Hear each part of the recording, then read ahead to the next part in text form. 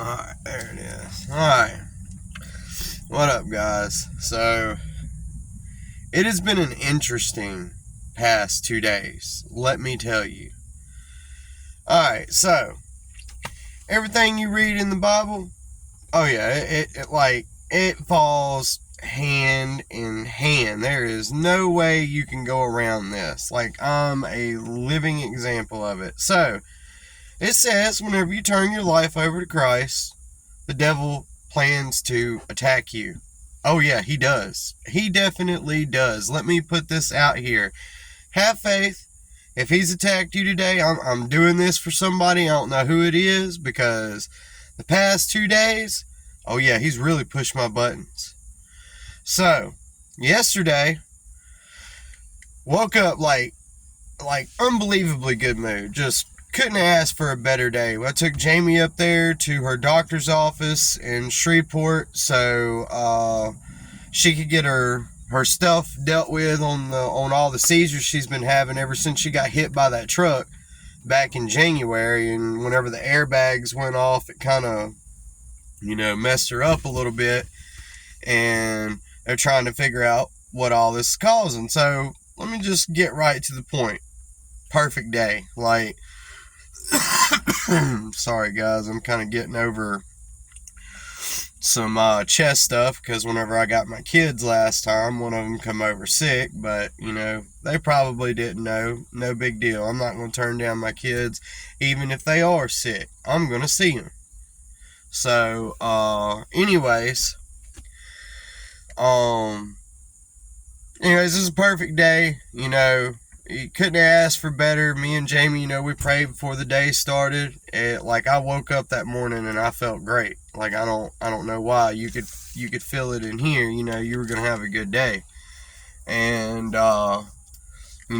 whenever the devil sees that going on, oh yeah, he gonna pull some stuff. He's gonna do some stuff. He's gonna cause you some problems to ruin your perfect day.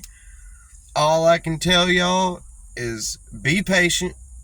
Just hang in there. I know y'all gonna lose your temper, because I was traumatized last night, about it. So anyways, we have this perfectly good day. We pray to get to Shreveport safe. Pray for a good doctor's visit. Pray to get home safe. Everything happened like we prayed for, right? So, things that don't normally happen was happening that day. Just out of the blue, just crazy miracles. So I get home and the devil decides to rain on my parade last night. Once I get back home, we leave. We've been taking care of this little kitten that come up to my son out of nowhere after we had the death of the other one for no mysterious reason. So we leave the house for the day, and this cat is perfectly fine. Okay, we come home and he's laid up on my blanket at the end of the bed. Now, he normally likes laying in my blanket, but what I'm trying to get to is he's laying there for hours. This cat is not moving. And I'm like, this ain't right. Something's up. So I reach and pick him up, and this cat is breathing faster than a heartbeat. And I know cats that whenever they do that, they're injured. Something happened to this cat while we was gone, and somebody just tossed him up in the bed and just left him there. At least, that's what I thought, because whenever I stood him up, he couldn't even stand on his leg, on two of his legs, like somebody had stepped on him. So, me being infuriated at this point in time, not that the fact that, it's the point of somebody hurt the animal and just threw him up in the bed and left him and didn't even say nothing. So, still ain't, I'm not even going to look at the cameras to see who done that, because I already know where that's fixing to take me. I ain't even fixing to fall for that devil's trap. He may leave the bait, but I ain't picking it up this time. So, you know what? Instead of, finding the culprit of what sorry person hurt this animal and then put him up in my bed and act like nothing happened, I contained myself. I just put it up in prayer, I knew he was messed up. And he wasn't doing good because of his breathing. And with them breathing like that, there's a high chance that they don't make it. And I was like, I prayed. I was like, please, I'm not ready to bury another animal that I've done taken care of, bottle fed, done got attached to, and remotely, it's a good animal. I mean, whenever I call it, it comes to me. It doesn't scratch. It's good with kids. Perfect. Raised in a house full of people. So, we don't know how that happened. Nobody ain't fessed up to it, but it didn't matter. We prayed over it. God came through. Jesus come through again. Next morning, now I'm telling you, this cat could not move at all. Like, it was messed up, limping. I had to put it in the litter box. I'm having to help it around. And I prayed, I knew it was physically hurt. Somebody had hurt it. I was like, look, just, whatever it is, let a miracle come. I know we're going to have to take it to the vet tomorrow. Just let it be something that's curable. And this is how fast Jesus will work for you. So we get up the next morning, and he slept in between me and Jamie last night, wrapped up in my blanket. He seemed like he was kind of warm, but I didn't cover him up because I didn't want to keep him from breathing. So next morning, we get him up, we put him in the cat carrier box, we take him up there to the vet. We get up there pretty quick, because the way he was doing, wasn't supposed to be doing that. Prayed before we even left the house. Same thing. Let it be something that easily curable, because we ain't got a lot of money to be putting on no vet bills and stuff. But I'm not going to let no animal die if I can help it. Especially one that I done bottle fed since it was like hand size. So, anyways, we get up there to the veterinarian office, and he gets out of the cage and walking around like there ain't nothing wrong. Like he ain't even limping or nothing. So I'm like, all right. I'm like, I know something was wrong with you. He was breathing perfectly fine this morning. Like, no rapid heart rate, no rapid breathing, no nothing. I never did check to see if he was going to walk. I just put him in the litter box so he could use it. And after he used the bathroom, I picked him up, took him back out, and put him in the cage, and really didn't give him a chance to walk because I thought he was still hurt. So my prayers were answered overnight. Cat was fine whenever we got to the vet. He was just running a fever. Had a really high fever. They gave him a shot, had to give him some type of worm stuff too. We had the cat just come up to my son, so we don't know the history. He could have got it from his mom. They gave us all these different scenarios of where, he could have picked it up from, but I got my cat dealt with. That was great. Not hurt. They checked his feet. Everything was fine. He was breathing fine. He just had a temperature. They gave him a shot. They gave him 2 shots, antibiotic and some other type of shot that's supposed to, kind of boost him up. Before we got to the house, this cat was acting normal. Was drinking food, eating, running around through the cage. They told us, keep him contained for 2 or 3 days because something about the other cats getting around, it's poop or whatever, something about the worms. But they all got separate litter boxes anyways. So we put him up in the cage. He does fine. We open up the cage, boom, he flies out like there ain't nothing wrong with him. So, Jesus come through on that part for us. So I'm sitting here in praise, it's amping me up to do more. So I'm sitting here thinking, what's my next step? How am I going to reach out and, reach out to people about Jesus? And I'm like, I know it's the children that need to hear this the most because they will be our future. Eventually, we're going to get old one day. Somebody going to have to take care of us and run this country. If we do not start with these kids now, we are doomed. Like, we are doomed. So, let me tell you what the devil decides to do today to jack my stuff up. I'm sorry, I'm supposed to hit my vape on this one.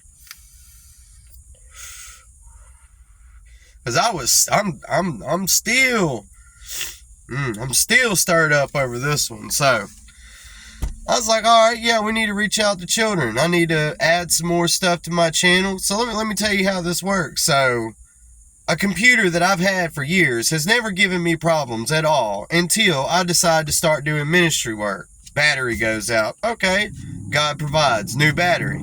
Get the new battery. Start uploading videos. And I hear about this CapCut where I can go through and edit videos and do the stuff that I need to do. So, I start working on that. Hard drive goes out. I'm like, alright, so here you go. He's attacking me again. So instead of going back with a regular disc hard drive, I get a solid state. I go ahead and upgrade it. Let's see you crash this one, devil. Ain't gonna happen. So I get the hard drive in. It ain't the right one for the laptop. But it will work in my son's computer that he's trying to start his own little business of building, super gaming computers. He knows about all that stuff. He's the one that works on my laptop and does all my computer stuff for me. So, guess what? The 1 terabyte solid state hard drive I got will work in the computer that he's building. So, guess what, devil? Not a waste. Tried to get me again. Didn't work. God see me through on that. But where he got me today was, I picked up the bait. I did lose my anger a little bit, but I wasn't mad at God. I was mad at him, son. Let me tell you about what happened today. So, I got this game that I've been playing. I quit playing all the violent video games, the shoot and kill them, all that stuff. No, I don't play it no more. I play, like, simulator games. Kind of teaches kids about possibly futuristic jobs, like driving trains. Car mechanic simulator, which has probably been one of my favorite ones, considering my ministry is built around, the car group.